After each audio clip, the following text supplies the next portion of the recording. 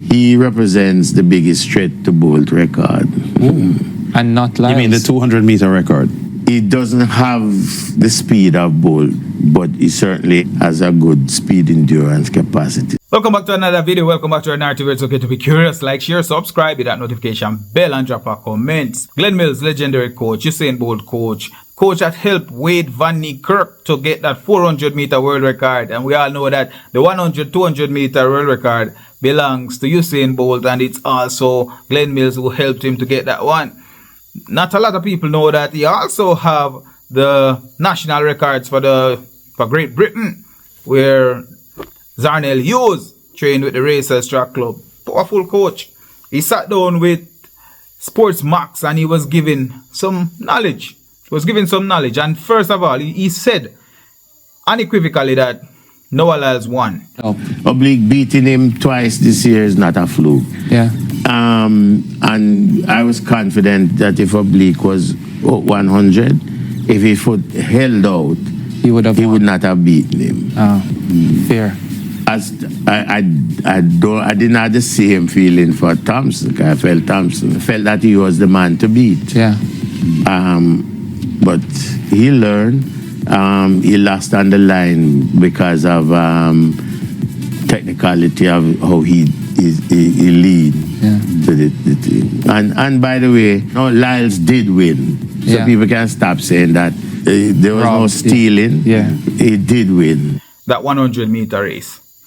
When they did the review, it was clear. It's just the way how it works. And for those of us who are new to the sports, who are not officials, we may be learning things as we go along. And emotions would have tied up into the fact that Usain Thompson was the man to beat. He explained that he also thought Usain Thompson was the man to beat. It was no fluke that Noah Lyles lost to Oblique Seville more than once in the 100 meters in the year. And he thought that if Oblique Seville was at his best on the day, Oblique Seville would have beaten Noah Lyles without a doubt. So Oblique Seville, he had high hopes for Oblique Seville on that podium. So if Oblique Seville had beaten Noah Lyles, obviously Oblique Seville would have been the winner of the entire thing. He said that Oblique Seville really was operating with pure will in that finals. He didn't expect him to run as fast as he did in the semifinals, because it was literally a patch job going into the Olympics. He explained a few things about Oblique Seville. He said that they don't expect Oblique Seville to peak until he's around age 24 or 25. So right now what we're getting from him, we're getting a lot more than what they expected from him. Is that good news for us, or is that just, another one of those news? I do believe that he was telling the truth the way how he was talking about it. He said that Oblique Seville is pure willpower. Very mentally tough, very mentally strong. There is no shortage of will in Oblique Seville. It's just that his body is not keeping up with what he's capable of. He said that the 9.81 is not his fastest. He can go much faster than that, but leading up to the Olympics, they had to just do a patch job and send him out there. He said in hindsight, he would have kept him away from the camp, from the training camp, and have him stick around with the doctor for a while longer and just have him go directly into the Olympics. And again, hindsight is 2020. When you look back and see what was possible, the vision is clear when you're looking in hindsight.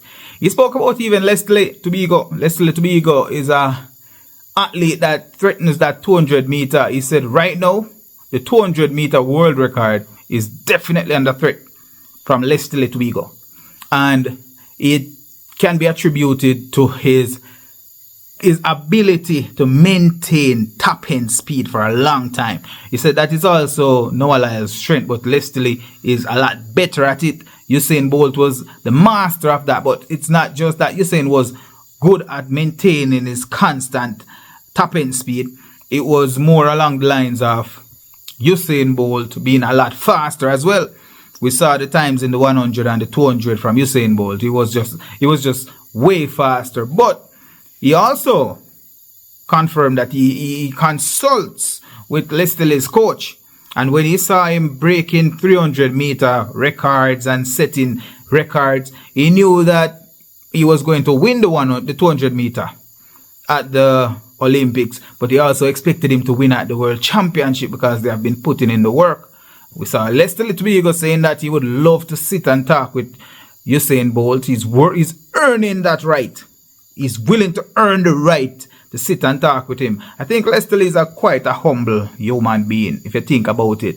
I even saw the message that he was giving to his home crowd, thanking them for coming out and supporting him. Over 80,000 people came out in support of Lestile, giving him hope and receiving hope from him. He explained that he wants to be more than just a runner. He wants to be a champion for Africa, not just a champion for Botswana. And if he can become a face of a region like that, with even a bigger dream of becoming something of an African hero, definitely cheering Lestile all the way.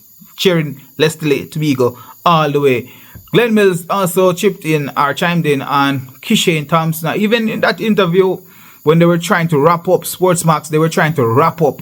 And he said, let me get this one last word out. He wanted to make sure that the world know that he's very much proud of Usain Thompson. He expected Seville to do very well, but he even expected more from Usain Thompson, where he was and how he was running. So he was really surprised that Noah Lyles won. He expected Usain to win, but he confirmed that Usain really did not win based on the photo finish. And for us who have that emotions all tied into it, we really have to take a step back and just let the professionals have their say, you know. Those people who are real fans of Noah Lyles, they will be supporting him. And again, you know what? Noah Lyles getting to that 9.79 in getting a personal best to win. He had to dig deep. He had to be a true champion to pull out that one. His confidence is unmatched. And you know what? If he's able to go faster, he will go faster when it counts. One was asking him if he think that Seville buckled under the pressure, and would he probably need some psychological help, some sports psychology to intervene, or psychologist to intervene. And he said, nah, mental toughness is what have. He has no shortage of mental toughness. The problem is really down to the fact that his body is not there yet. He need to put on more muscle mass, and he's on a strength building program, and as a result, there's just only so much that he can do, only so much. But also explained that he was a bit disappointed in the outcome. Only two Olympic medals for Jamaica on the track, 4 in the field. He also spoke about the J3A and JOA. If they were able to do their jobs properly, we might have had more. The relays could have contributed more, because they're talking about the 4x1 for men and women, 4x4 for men and women. Opportunities were there for them to get at least 4 more medals.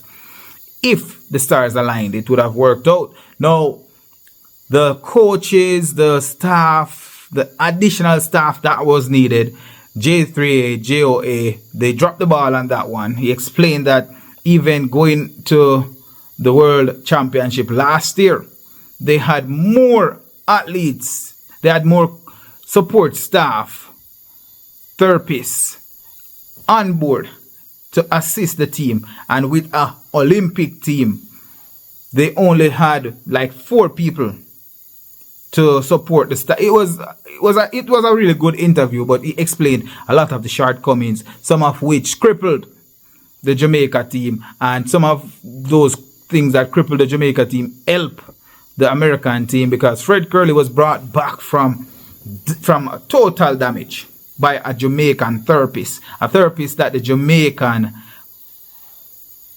administrations fail to acknowledge his worth, or even fail to use him.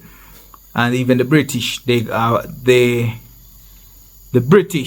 they also contract these people to assist with their programs. So I think Glen Mills would like, in my opinion, he wouldn't mind getting a shot at competing for that administrative job. But he's also saying that it is a difficult task to figure out how to compete for that job. It would be interesting to see if he would win if he try. What do you guys think? I want to hear it from you guys. Drop your comments down below. Write the narrative, like and share, subscribe.